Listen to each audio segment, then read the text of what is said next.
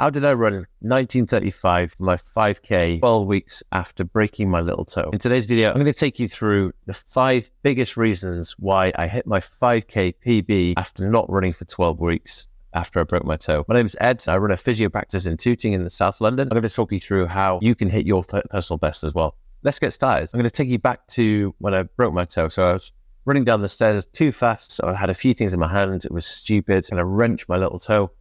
And I kind of knew immediately that I'd broken it. I was in a kind of boot for a few weeks, actually quite a while actually. It was basically very, very painful whilst I was walking, unless I was wearing the boot. And that went on for about 10 weeks. During that time, I was very, very, very conscious of not letting my leg decondition too much. And that was when I deployed these 5 different things. So first thing that I think made the massive difference was strength and conditioning. During the time, even though my toe was broken, I could still do calf raises. And I managed to get up to being able to do 3 sets of 12, 45 kilogram bent knee calf raises. Bent knee calf raises target your soleus muscle, which is the running muscle, basically. That's the muscle in your calf that works the hardest when you run. Yeah, heavy, slow resistance was what I was focusing on. It made a massive difference, obviously, in the end. The second thing I was able to do after about 6 weeks was plyometrics. So I was able to do box jumps, jumping from one leg onto a high box. I got to a level where I could jump very, very high, much higher than even before the injury. I got to a stage where the springiness, the stiffness, the reaction speed, my leg was actually really, really good. That was the second thing that made such a big difference. During this time, I was also able to do some zone 2 training. And zone 2 training is where you keep your heart rate to about 145 to me. Fairly steady state means that your stroke volume in your heart is bigger. The heart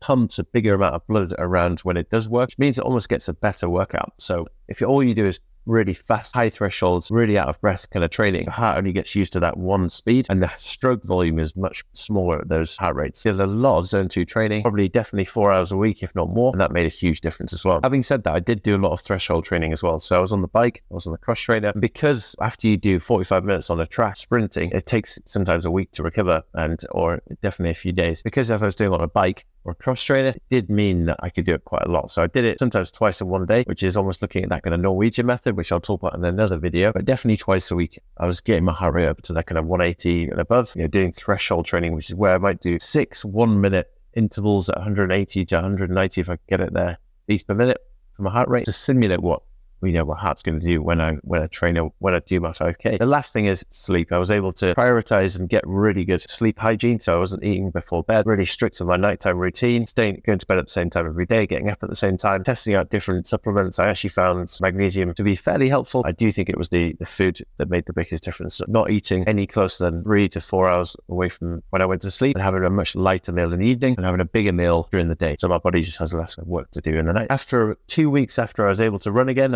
I did a couple of half marathons just to kind of really low and slow. And then I went to Victoria Park in London and I ran 2K really slowly there. And I just thought, right, I'm going to absolutely go for this. And it happened. I got 1935, it was horrendous. I felt like I was going to die, but it was very surprising considering I hadn't ran properly for definitely 12 weeks. So it just goes to show that even when you're not running, you can still make a huge amount of progress, and to the point where, like I said, I got a personal best. So I've been a runner for on and off since about 2017. So in 7 years, I got my best time after not running for 12 weeks. And it just goes to show that all the other stuff that I've always talked about in these videos does actually make a massive difference. So thanks for watching, and I hope to see you in the next video.